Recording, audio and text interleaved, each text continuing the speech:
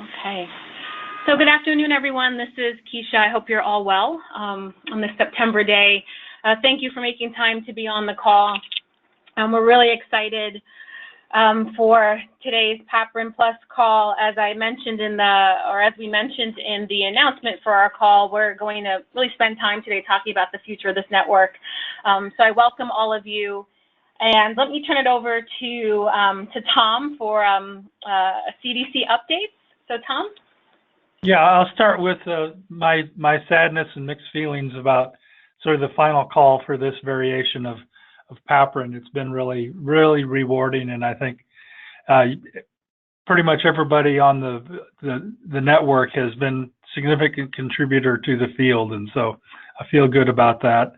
I'm not sure how many people have heard, but we're going to be talking about PAPRN to our administration in a couple of weeks, and I have slides for each of the core projects on basically primarily on the handbooks or guides that the people have been putting together.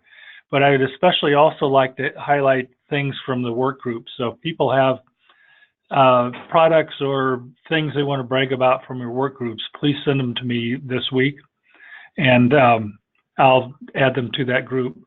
And then, well, finally, that's it, other than I'm just looking forward to hearing from the work groups and from about the new PAPRN. I think most people know that there will be another PAPRN, and it'll be led by University of Massachusetts and Illinois, and you're going to hear more from them in a few minutes. Great, thank you, Tom. I will just do the coordinating center updates, and then Amanda, I'll let you add anything to that. First of all, let me just thank all of you. This has been a wonderful journey for me it's been a real privilege and honor to lead this network and to work so closely with Amanda and Tom and all of you. And I would say, or just echo Tom's comments about the slides that he's put together. It's just been really impressive to see all the output that this network has contributed to over the last several years. In terms of updates, let me just reiterate what Tom said. Please send along any updates or products to Tom, things really to highlight in his presentation. I also want to remind you to please fill out that Google Doc. We will have to do a final report to the CDC, and we will be looking to that document to highlight all of the activities that the work groups have been involved in over the last several years. So please, we'll send out a reminder after this call with the link to this recording, and also just asking people to just be sure to fill out that Google Doc at least one more time for us. Let me see if Amanda, if you have anything to add. If you don't know if you want to make a plug for upcoming ALC or not, or anything else you want to share, I will turn it over to you. No, I just want to obviously echo thanks from Tom and Keisha. It's been a really great project to work on, and I've really appreciated, especially working with the work group leaders who, were doing this for passion and, dedicating your time to leading a group. So I really appreciate all of the leaders and everyone who participated in the work group. So I just wanted to close out with a thank you for that.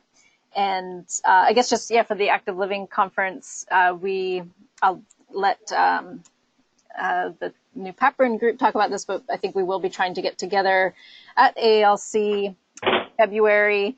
And also wanted to let folks know that we are accepting this year late-breaking abstracts for posters, and that will close on November 15th. So there's a formal announcement upcoming for that, but just wanted to let you all know ahead of time. Great, thank you so much, Amanda.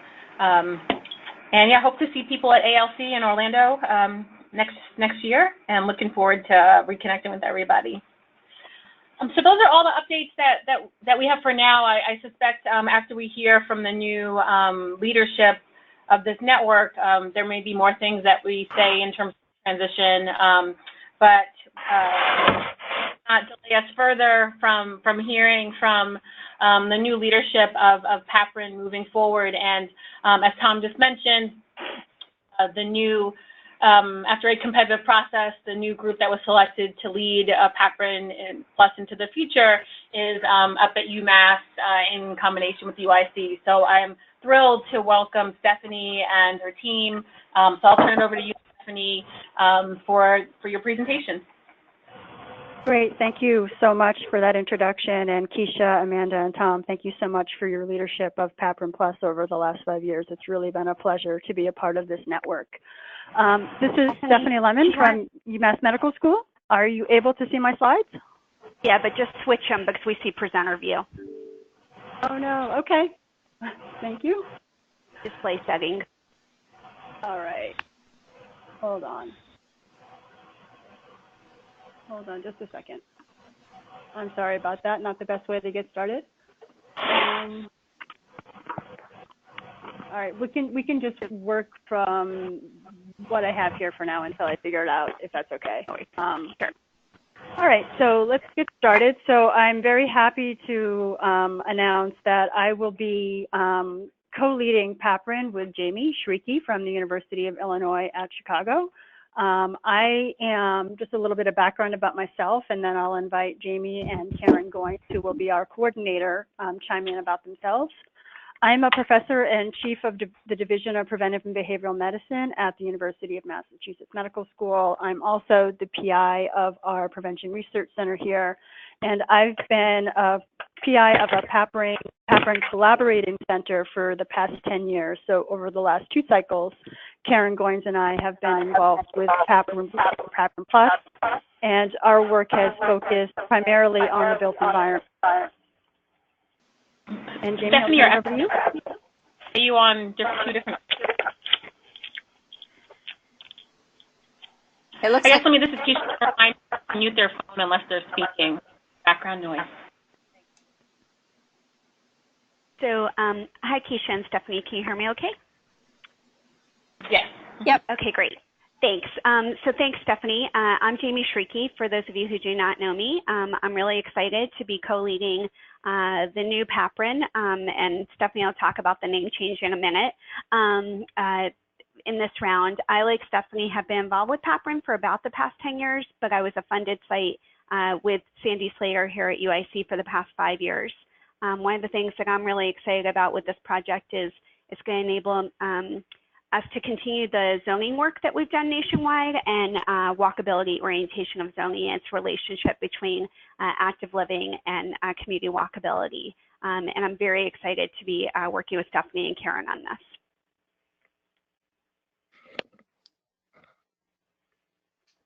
Karen? Sure. So I'm Karen Valentine Goins. Been working with Stephanie on PAPRN since 2009 and with Jamie as part of the PAPRN Plus network since 2014. And I'm really excited about our selection as the PAPRN Coordinating Center and the approach that we've laid out. So my role is, I refer to myself as a non-traditional researcher. My experience in research extends sort of the full gamut, but I have a lot of practical experience as well, including walking, biking advocacy at the grassroots level and technical assistance on built environment and physical activity to a local health department. So that's going to play a big part in my role in the network.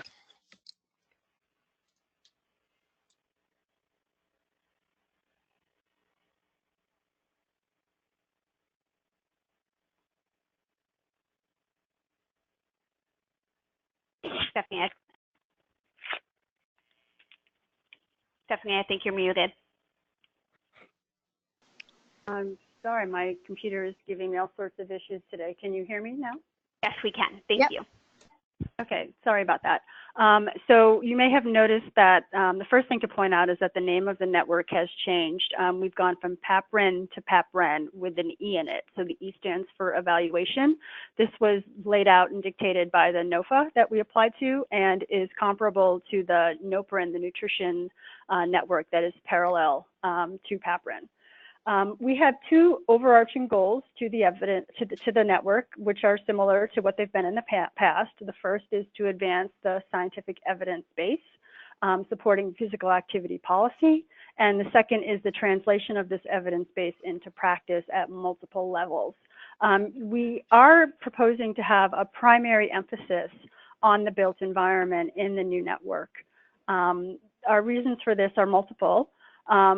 First, we view the built environment, meaning primarily land use and transportation policy, as something whose sort of time has come. It's a place where there is a lot of interest and evidence in support of at this point in time, but it's also foundational for other areas of the built environment, including work sites, schools, healthcare, parks, community, and it applies across geographic locations and some socio-demographic groups, so it's a way of promoting equity. So our approach to the network will be centered around this concept, but we want to reiterate that we're still interested in working in multiple domains related to the built environment and physical activity policy. Our work will be guided by a really exciting external advisory board. As you can see from the slide, we have engaged some really high-powered, wonderful folks in multiple sectors. So we have people from public health, transportation, and land use who will be guiding the work of the network and our direction as we move forward. One of the key things that we're really interested in doing is in expanding the multi-sector approach of PAPRN as we move forward. We've laid out 4 primary aims. The aims are to an extent dictated by the notice of funding opportunity, and so we've aligned the work that we're doing in accordance with the requirements of the new PAPRN from the CDC. And the 4 aims are first to engage a multidisciplinary and cross-sectorial network, and to have really active and vibrant network. We'll talk a little bit about that in a minute. The second aim that we have is to provide technical assistance to CDC grant recipients. Jamie will be talking about the applied evaluation project that we're going to be conducting, as well as our emphasis on dissemination and translation. So aim 1 is multidisciplinary and cross-sectorial network engagement. As I alluded to, we really have interest in expanding the network a bit more with respect to bringing in both practitioners and researchers from a range of disciplines. It's one of the key reasons that we put together our external advisory committee. And the first piece of the work that we will do is building the network and engaging in activities to do that. I'll walk through some of those activities, as well as the core activities of the network and the resources that we propose, and then talk a little bit about future of working groups and what we're calling interest groups. The first few months of our work will be focused on outreach and engagement and doing formative work to inform the development of the network. Even though we have a guiding structure for how we plan to operate, we really want to make sure that we're getting input from individuals like yourselves and folks who are not on this call to try to build a network that people really want to be involved in and stay engaged with. And we're hoping to start some of that conversation today. We're also planning on doing a survey of all current network members over the next few months, as well as outreach to national cross-sector leaders. We are hoping to keep the network going in terms of having, working groups who are interested in continuing, finding ways that we can best support them, as well as doing active outreach and engagement to practitioner and researcher serving organizations. So just I wanted to sort of reiterate, going back to this slide, that we are hoping to speak with all of the current working group leaders so that we can really get a sense of what your views are for the future of your working groups and how we might work together. I would also say that we are formed this concept of interest groups, which is sort of a subset of working groups. We're planning on doing both, and I think I have a slide on that in just a minute. So in terms of our network activities and resources, we've really liked these monthly calls that we've had over the last few years, and we're planning on expanding the idea of the monthly call to having sort of a physical activity policy research, evaluation, and research grand rounds, in which we continue to do things like bring in invited speakers to talk about their work and talk about national initiatives, but also try to get creative with the format and with the topics, so that we can do things like have panel discussions or sessions on particular study designs, things that are really relevant to the field. We'll continue to have, we'll also have business meetings on a periodic basis. We're in the process now of creating a new website, which will be external to our universities, and are planning on putting in significant resources to developing that so that it can become a home for resources as well as dissemination and translation projects. We will be writing a blog focused on the built environment, including the work of PAPRN and others, and then we'll have a social media presence as well. So the working groups, we really want to build from successes and lessons learned of PAPRN Plus. We've decided that it may make sense to at least initially think about having 2 tiers. The first is the working groups, which will be charged with developing products and tools. And then interest groups, our vision is that they are, I don't want to say less active, but they're not necessarily focused on products. And the goal will be to emphasize networking and information sharing around specific topics. We will work over the first few months to determine what the priority groups may be based on input from you all and from CDC. And ultimately, in terms of making the working groups happen, we would like to borrow from a model that the Wellness Committee that first started off with NOPRN and is now a joint NOPRN and PAPRN group has used, in which they have identified a fellow, usually a postdoc, who is charged with leading the group, who has very clear criteria of what that involves, and who receives a small stipend for doing that work. And we anticipate that we will have 4 per year. And with that, I'm going to turn it over to Karen Goins, who's going to very briefly talk about our thoughts around providing technical assistance to CDC grant recipients. So Karen? Yes, so it really is, this one is the briefest of the discussion about the aims, because it's very much a work in progress. This, as Stephanie said earlier, this responds to a requirement in the NOFO. However, this is going to be built, I guess you could say, by working closely with CDC to determine the needs and the format. There are 2 layers. One is working with grant recipients who are practitioners, the SPAN, which is at the state level, the High Obesity Program, and the REACH recipients are at the local level. With the 3 emphases that are listed there, sort of foundational knowledge, capacity for engagement in implementation particularly, and capacity for analysis and evaluation of policy. There's also a layer addressing technical assistance to researchers. Specifically, CDC is interested in the PRC core projects that address physical activity, and again, 4 emphases. Cross-sector collaboration, really trying to develop questions that are meaningful for practice as well as research, a bidirectional methodology, and then dissemination. So Stephanie, next Okay. slide. Yep. Thanks. So this is Jamie again. I'm going to briefly describe our applied evaluation project, which is AIM 3. Next slide, please. And the goal of this AIM is to conduct an applied project that examines the prevalence and impact of pedestrian-oriented zoning. Some of you may be familiar with work that I led several years ago that was funded by the National Cancer Institute, where we compiled and evaluated zoning codes for over 4,000 jurisdictions in the United States.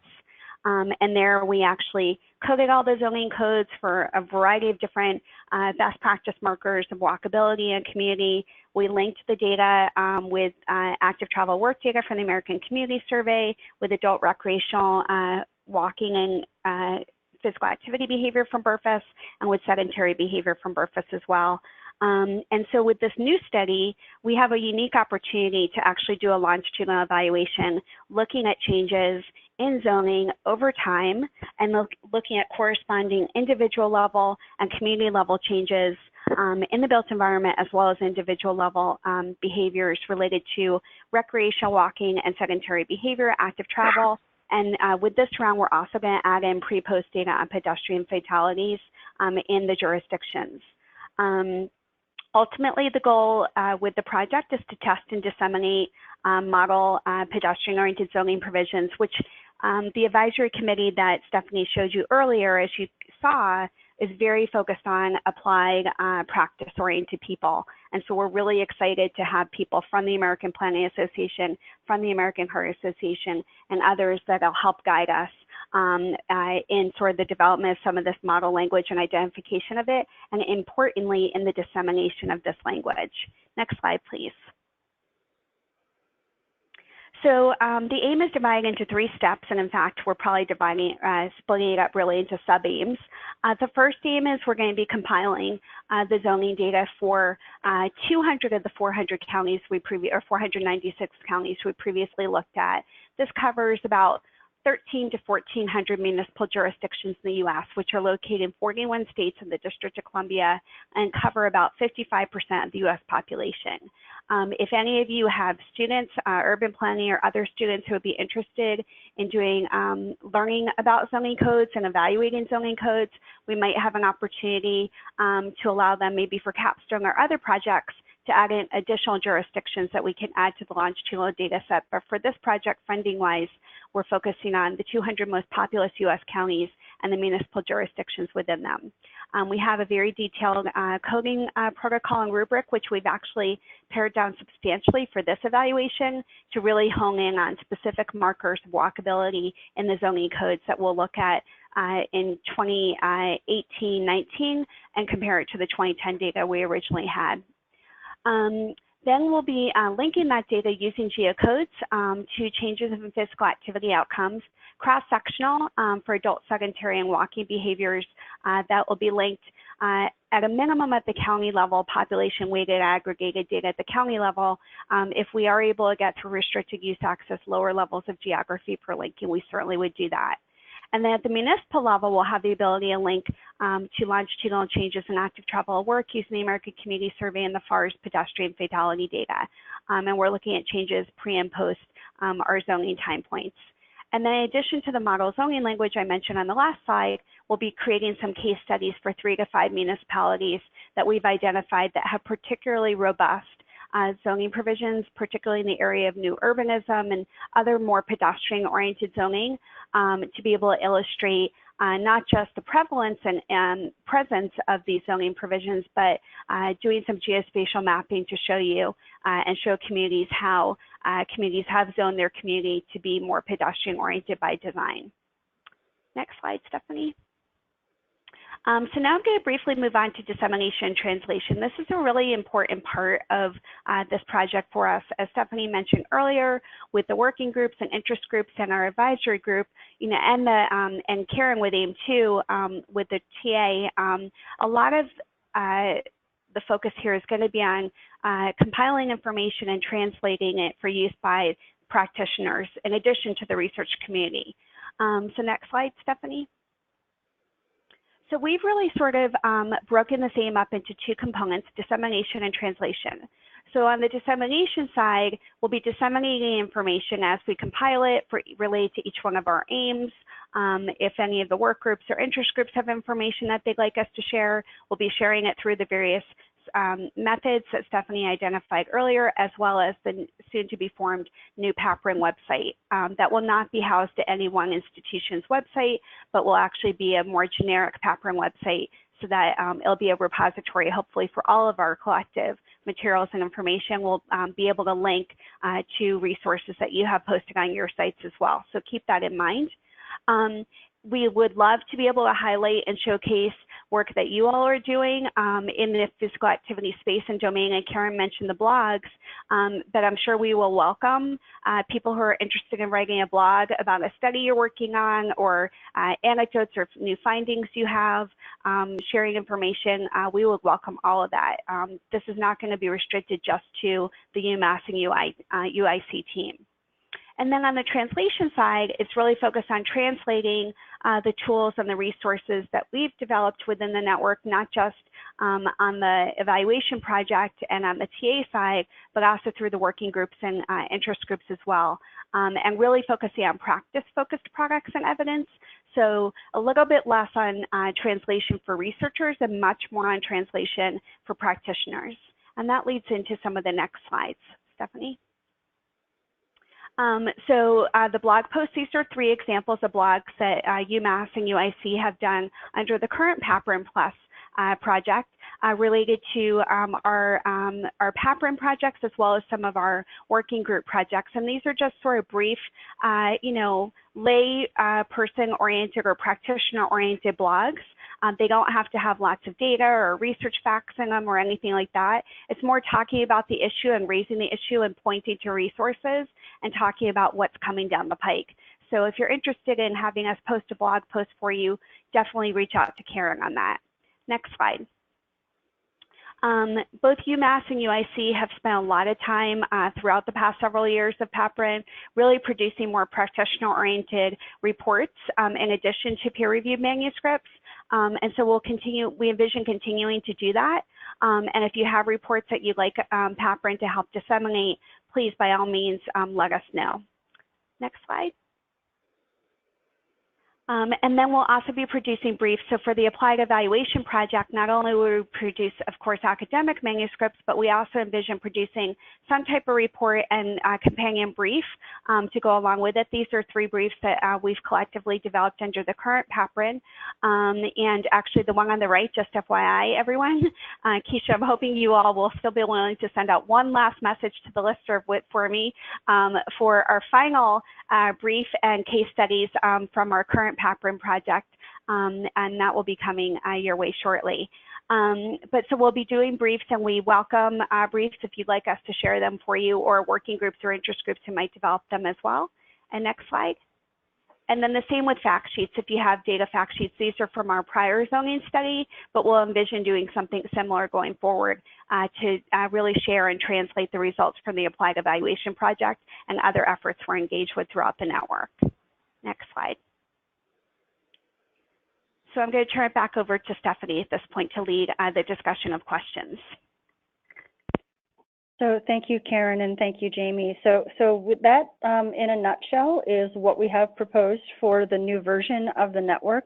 We're hoping that we could spend some time today getting people's general reactions, good, bad, overall thoughts, as well as suggestions, and really try to have a little bit of a dialogue that can help us take into consideration some of your thoughts and opinions as we start to move forward with this new funding. So if I could just add one more thing, Stephanie, that we forgot to mention. When we were talking about the working groups, you know, one of the things that I think made the rural working group and the school wellness working groups work really well is A, they've been going on for a long time, but B, they were sort of formed around an existing group of people who were working together already or interested in working together on something around a common topic or theme. And so if you have existing groups that you've already formed that maybe haven't been formalized through PAPRN, that you would like to see PAPRN help to support or bolster or promote, please do let us know. They don't have to be existing working groups that have already existed before in PAPRN. That's a great point.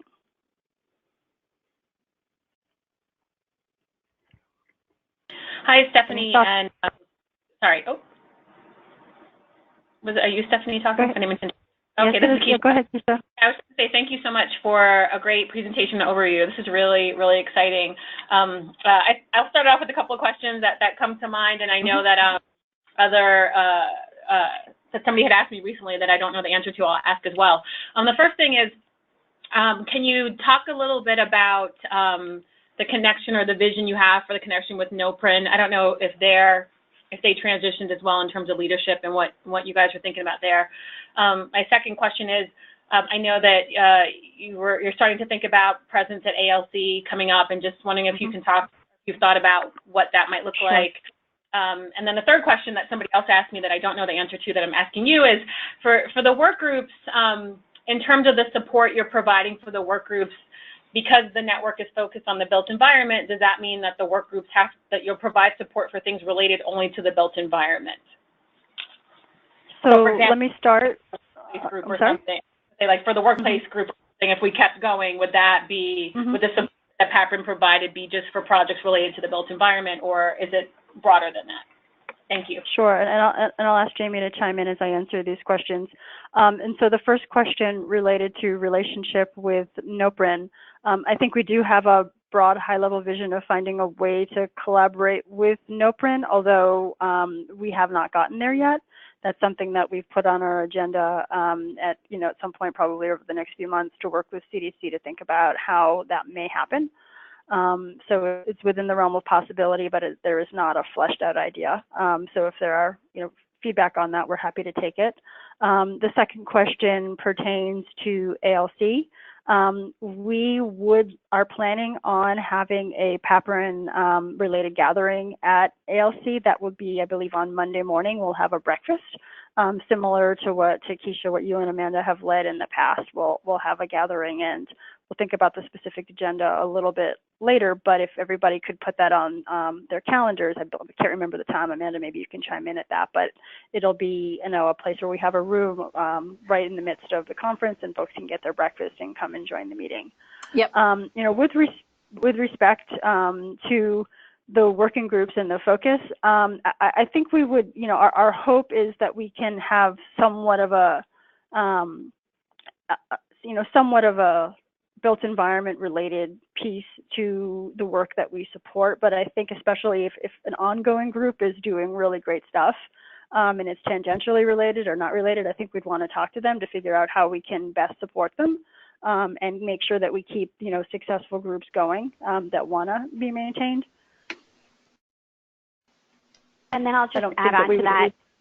Yeah, I will just add on to that there are also some built environment related groups in the current PAPRN that for various reasons didn't take off, and there's nothing precluding those from reinvigorating themselves and restarting. We're really hoping that this fellows model that Aaron and Lindsay presented to some of us at ALC last year, we really want to invest resources to do that, to really hopefully have a point person in each working group that helps to bring it to life and keeps it going.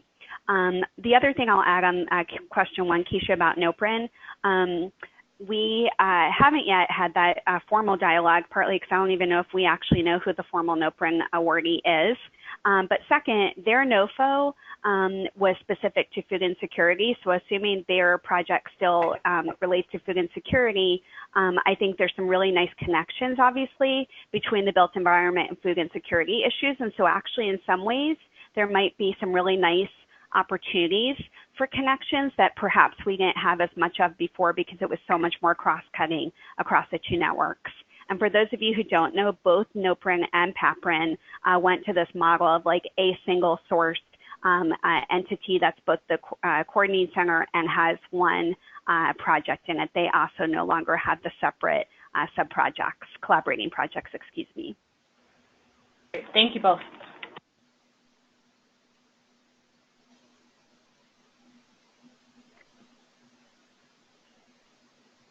Other comments or questions? Stephanie, I think we had a few.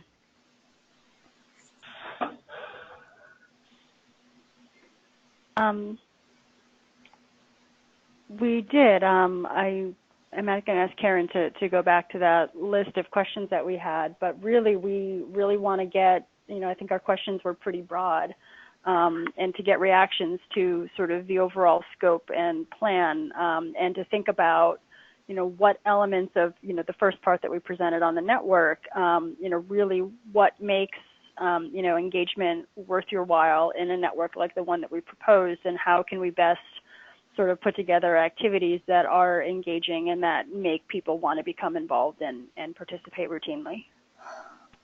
Are there any reactions to that?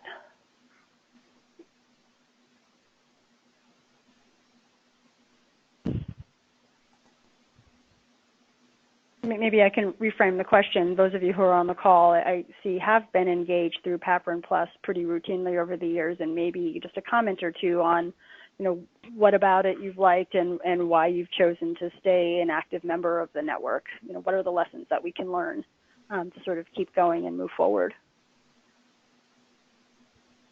So David Berrigan just weighed in and said that paper authorship is a really strong motivator, and for sure, I think several of the working groups have collectively put together manuscripts, and we certainly will continue to encourage that for sure. of course, we're all in this resource challenge time.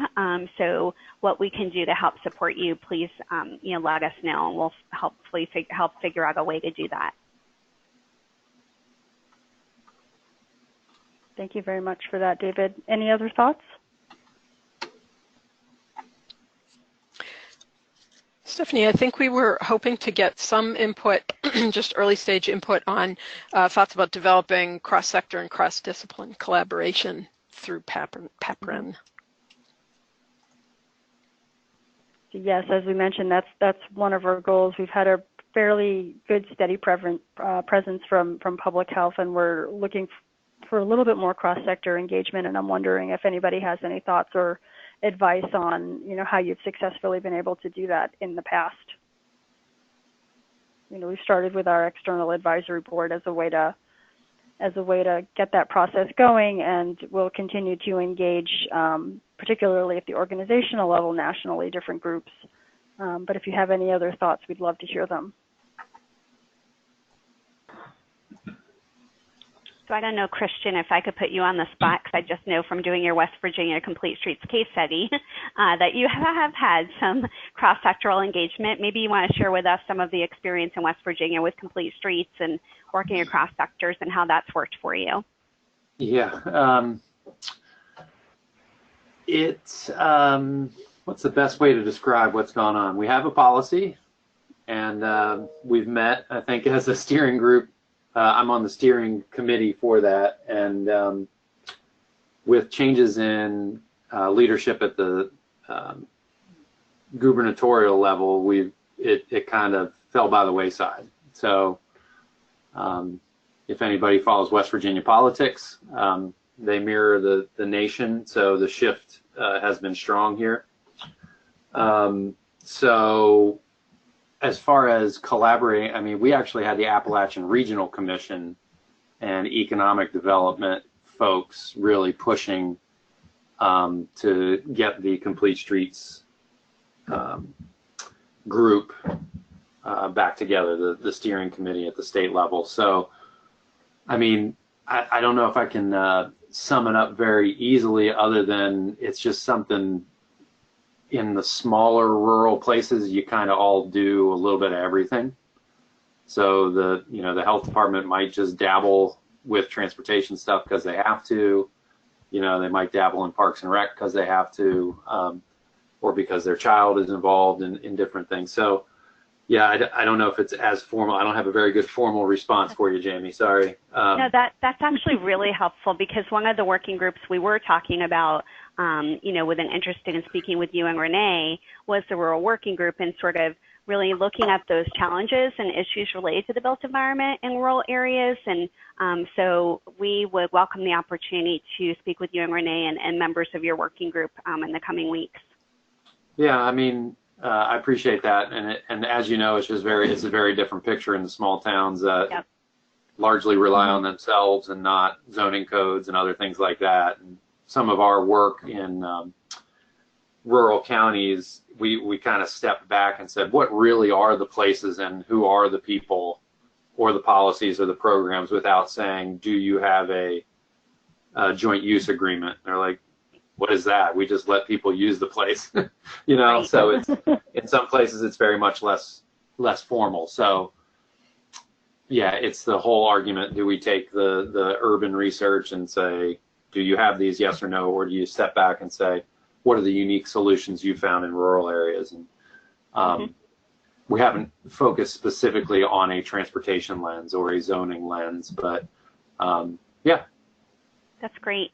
Yeah, so it's different in rural places, as you know. So we can figure something out, I'm sure. Sure. Absolutely. Renee, do you want to add anything? To talk to you.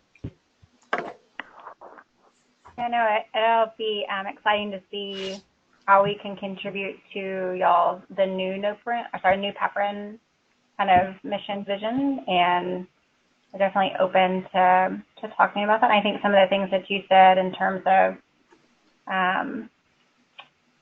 activating current groups that are already intact in some form or fashion, I think that the two previous versions of PAPRN have provided some of that in terms of place to connect. And there's definitely overlap in terms of where y'all are focusing this next work. And so talking about how or ways to continue to integrate our work across, I think would be useful. And I would say encouraging also in terms of like our group really came out of two different places before the PAPRN Plus. One, there was a paper that from the initial PAPRN collective, we formed a working group around a rural focused paper that brought some of us together that Cindy and I co-led. And then when there was an opportunity for when the second version of PAPRN, so PAPRN Plus emerged, that's really where there's a group of us that have been meeting in ALR for years around roundtable and talking about rural needs. And so we pulled in kind of from those two areas into what's our current rural working group. And so just realizing that there might be other existing groups of people that are starting to collaborate or at least having conversations and being a sounding board or a network of sorts for one another. And that might be something that if it crosses over with the current movement within the new PAPRN, if that might be a place to think about an interest group or a working group with y'all. So just in terms of that broader idea. Yeah, and one of the things we tried to do is we shifted as, you know, we saw that we were going to shift coordinating center. So as in the rural group, we were like, we're, you know, tying the bow on a project or two that we were doing, finishing up writing papers, and now we've started to have conversations about what's next and kind of who are the emerging leaders. And two of the things that came out of it was, you know, focus on libraries as the core place in rural areas, but also the other is Lisa out of Sharon out of Wisconsin talking about a rural comprehensive city comp plan guide, not zoning, but you know, getting closer to that. So so there we've already kind of shifted in what our focus would be. So these are two really, you know, cool projects and good young leaders that I think you know, some folks could rally behind, and as long as, you know, as long as the if there's an opportunity for the coordinating center to continue to help coordinate the calls and other things like that, and maybe there's a, you know, a way to join in on the aims that you laid out. So yeah, so, one more thing to chime in on too, just really quickly, is that there's also been really recent movement towards Voices for Healthy Kids project that's building off of our working group as well. That's around a rural focused from an IEE group. Sorry, Cindy, for cutting you off.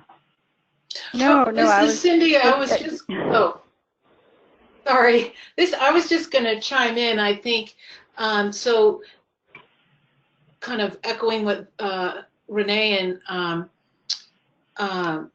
Christian have said is that so we have kind of started to look at these projects we would move forward, which in some cases will align with your focus to some degree more of the built environment. I mean, you could probably stretch the role of libraries in promoting physical activity. I don't know how that really fits, but I think the question would be, if our projects weren't exactly in alignment, would there still be some support, or how would that work? This is Tom. This is Tom. Let me just sort of emphasize from our perspective, the built environment and policy system environment sort of strategies are the sort of overarching idea, but they're not exclusive. And certainly things that make sense, like libraries, are not wouldn't be excluded from, you know, being part of a work group. Yeah, this is Stephanie, absolutely, and I would absolutely echo that, and also say that your working group has really just been outstanding, and you guys have done such amazing work, and we will absolutely find any way that we can as a coordinating center to kind of help maintain the momentum moving forward.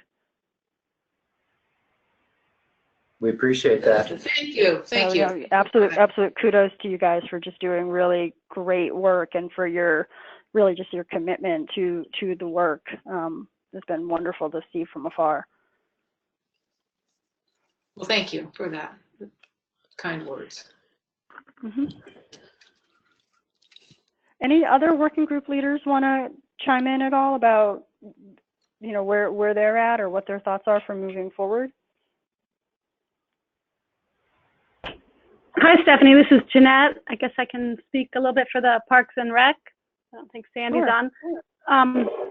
Where we are moving forward. Let's see, we work, I think, a lot from the rural working group. We were a group of folks that met at ALR and other conferences and brought together and did this work on our own and came together to share the work, and it has ended in a couple of collaborations. And I think, yeah, even in a subgroup from our subgroup has split off, and we have a nature working group that is a subgroup of the Parks and Rec working group, and so we have projects that are in progress that we hope to still continue, and I think we intend to keep meeting whether or not it's supported by PAPRN, but I think it will be supported by PAPRN, so or the new iteration. I don't have a problem with that, but I think the projects are tied into. I mean, we could always use more people who are committed. Some people have come and gone, and it's been hard to keep some folks, or maybe newer folks, involved. But so we need to think about that, I guess. Okay.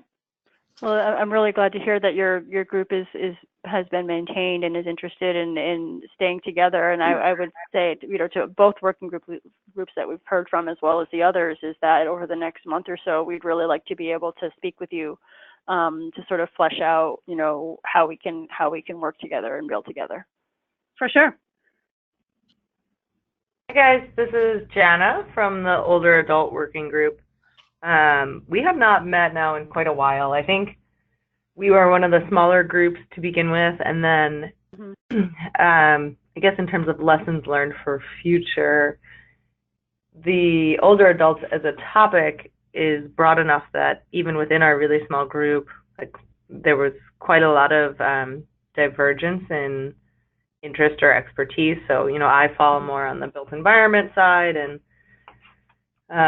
there were others who were more interested in collaborations with the school group and like walking school bus and how older adults fit into that, and then others who were interested in more the clinical side of physical activity for older adults. So, you know, if you're starting with a relatively small group and then divvying them up within that, it was at times, I think, a little bit challenging. We were able to get out a number of products, so some presentations at conferences, and I think there's probably still a lot of interest from some of our members to stay involved, maybe more so from people like me who do built environment work than those who do clinical work, but maybe just for moving forward, I think this new system sounds like it might eliminate that to some degree because of the differentiation. So I'm excited to see some of these changes, and I look forward to talking to you in the next, sounds like month or two. Awesome, thank you.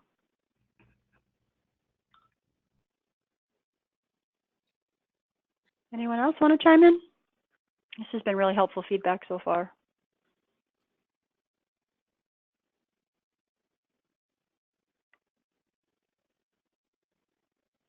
This is Tom again. I can't see on my screen who's on the call, but Pam Edson was at one time. And if you're still on, I think it might be interesting if you could say how the society might be more involved or would be interested in being involved with PAPRN kind of activities. Sure, Tom. Hi, Pam Edson with the National Physical Activity Society. We're also in the midst of our own type of transition, and I think we'll be seeing more of our members and our interests in obtaining and distributing more of the research to practice elements within that new transition that we're doing. It hasn't been voted on, so I'm hesitant to say a whole lot, but I'll note that you have Lori Witzel on your advisory committee, and she's heavily involved in this process of what I'm talking about. So I think that we will have members who are very interested in continuing to hear from the researchers and also from some of the products that you've already talked about, both Stephanie and Jamie have talked about in the translation of research to practice. Hey Pam, this is Lori. I'm on too, and glad to give maybe on our next call with PAPRN, it would be great to give an update on where those conversations are and where we're headed. And I think the timing at our next call would be great for that. Terrific. And Pam, you're very high on our list of folks to reach out to as well. Okay. Any lingering thoughts or reactions today?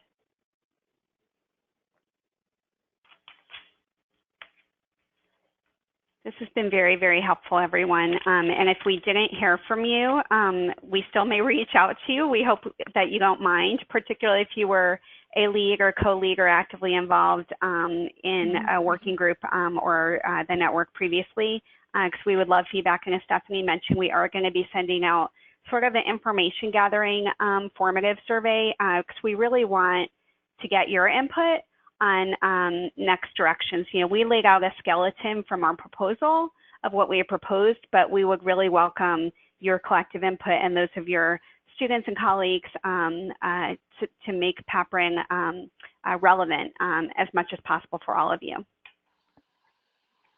So I'll just conclude by first saying that we're very excited about this, and we're really excited to have the opportunity to pick up where Keisha and Amanda and team have left off. They've really done a really wonderful job with the network over the last 5 years, and I'm so thankful for their leadership and for their collaboration as we make this transition. And thank you to Tom for his continued support and leadership in making the network a reality in CDC. And I'm very excited to be working with you all over the next several years. So thank you. And with that, Keisha, maybe we'll turn it back to you. Yeah, thank you so much, Stephanie. I really appreciate you and Jamie and Karen for presenting today. It was great to hear a summary of your plans and your vision for how this network will evolve over the next several years. And please know that we are here to provide any continued support in the transition for everybody on the line. We've already met with the team, with the new team, and because of the name change, a lot of the things we have now won't translate over, but we're certainly happy to continue to support the transition in whatever ways make sense. I want to just pause and leave time in this meeting for what we normally call open mic. So I'd like to just pause and see if anybody has any announcements they want to make, anything they want to share before I wrap up this call. Keisha, this is Pam Edson again. Hi, Pam. Hi, yeah, so National Physical Activity Society is having a webinar on Monday, 1 o'clock Eastern time, and I'll forward the connection link to you. It's being co-sponsored with the Physical Activities section of APHA, and the topic is rural physical activity. It will include both a school perspective and a working farm women perspective, in addition to a little bit about the data about rural areas. So I think it might be of interest to members here. Great, it sounds like it would be. Thank you so much, Pam.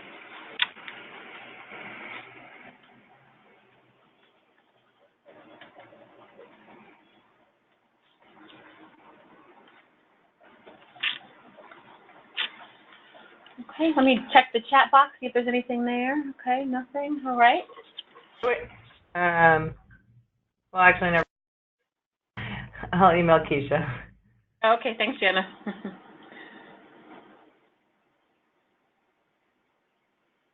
This is Christian. I just wanted to, I don't know, I had got on the call late, but thank you to the group that led it, and congratulations to the new group. I think it's, as I've gone for my few years in my career, I think this has been an amazing forum to meet people and bounce ideas and find like-minded folks. So I greatly appreciate what's been going on so far, and look forward to the next crew leading. So thank you all. Great. You're welcome, Christian. Thank you so much for your continued involvement. It's been great. Happy to do it.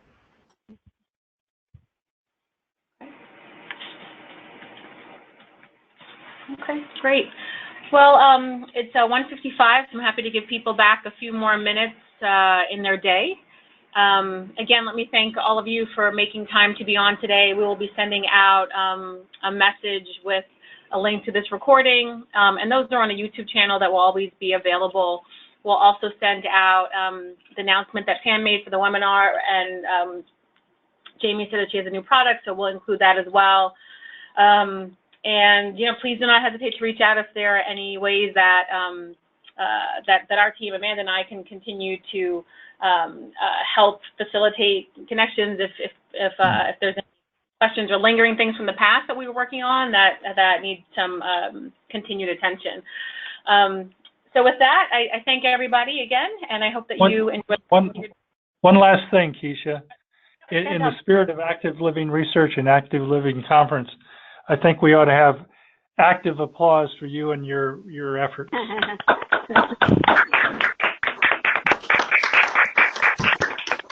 I was standing the whole time.